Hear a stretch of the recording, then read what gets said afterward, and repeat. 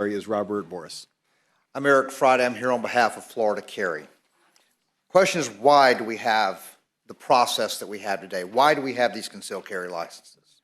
The reason we have these licenses is because the Democrat majority of this body in 1893 was very upset that a group of armed black citizens in Jacksonville, Florida, stopped a lynching.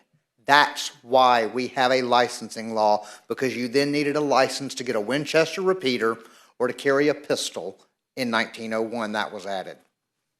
The Florida Supreme Court recognized this fact in the 1940s in the case of Watson v. Stone. In 1987, because the sheriffs of the various counties were using this licensing system to manipulate and control who got licenses, we went to a supposedly uniform system of licenses that still doesn't work. The bill sponsors have brought you a bill to get rid of a system that was originally based in Jim Crow era.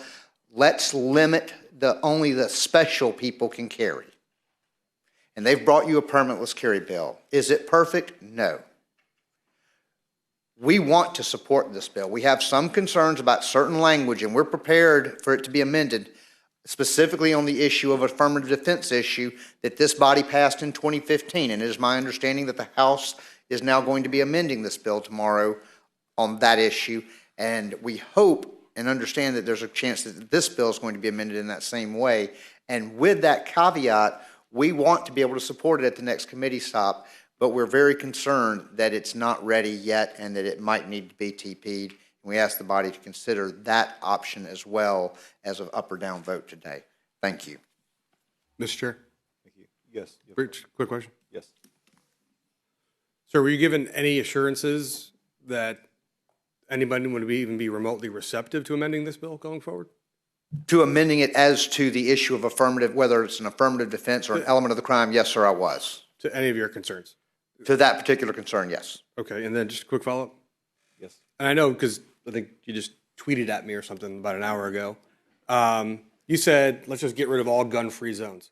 That is not an issue that Florida Carry is prepared to live or die on this particular bill, but I will tell you, Senator, as a matter of practical reality and experience of the mass shootings that have happened, and I think Sheriff Gualtieri even has mentioned this fact when he talks to law enforcement, senior law enforcement officials as he's toured the state in his role as chairman, is the fact is he can't hire enough officers to fill all the spots he has. And the first thing that anybody wants, whether it's at Parkland or Uvalde or the Pulse nightclub, is the first gun that opposes the bad guy shooting up a place is when the bad guys self-terminate and stop their killing.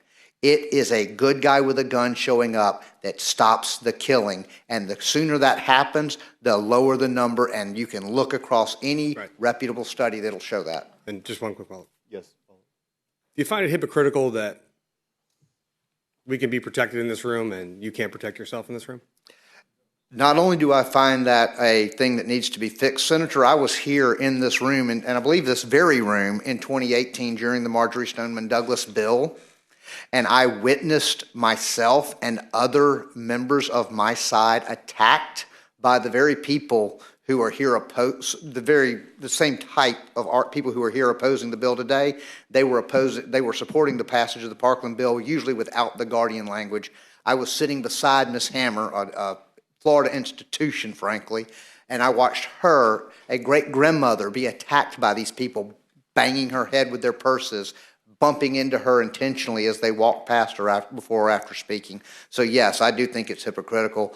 Fortunately, the Capitol Police did a very good job that day taking those people and taking them downstairs to talk to them about their actions. Okay. I think Senator Powell might have a question. Senator Powell, you have a question?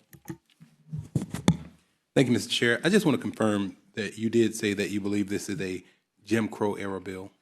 No, sir. I said that the licensing law in Florida is a leftover of the Jim Crow era. It was specifically passed because a pamphleteer named Ida Wells said that a Winchester repeater deserved a place of honor in every Afro-American home because it had prevented a lynching in Jacksonville and Paducah in summer of 1892. And when she put that in a pamphlet, this body, the Democrat majority at the time of this body in 1893, the following session, passed a law requiring a license. And Senator Powell, you had actually asked earlier about the issue of random stops. The the first DCA in the case of Kilburn v. State a couple of years ago, because of the 2015 amendments to the licensing law, did address that you can't just stop somebody for that reason anymore. But we're concerned that if the bill's not amended, we will go back to pretextual stops on the basis of a firearm if it's still an affirmative defense. Thank you, Mr. Chair. Is follow-up? Yes, you can follow up. The pamphlet that you talked about, you said Ida Wells. Are you talking about Ida B. Wells? And what was the name of the pamphlets that she was writing, if you recall? Senator Powell, I unfortunately do not recall the exact name of the pamphlet at this time. I actually have it on my computer because I recently used it in a case in Pensacola. But it was specifically a pamphlet about the prevented lynchings of Paducah, Kentucky, and Jacksonville, written in late summer, early fall 1892. And I'd be happy to email your office with the name of that pamphlet. I think I may even have a reproduction copy of it. Thank you, Mr. Chair. Thank you. Thank you. Thank you. Robert Boris, and then on deck is Neely.